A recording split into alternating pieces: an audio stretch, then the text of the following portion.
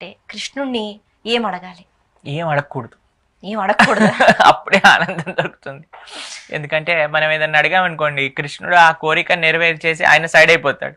ఓ ఎన్ని కోరికలు నెరవేరినా, ఎన్ని ప్రపంచంలో ఉండే భౌతికమైన వస్తువులు మనకు వచ్చినా సరే రేపో మాపో వెళ్ళిపోయేది మీరు చెప్పినట్టుగా.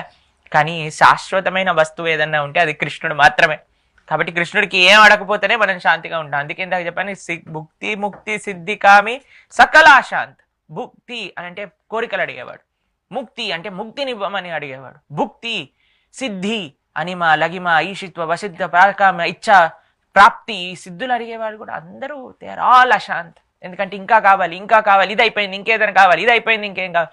కృష్ణ భక్త నిష్కామ.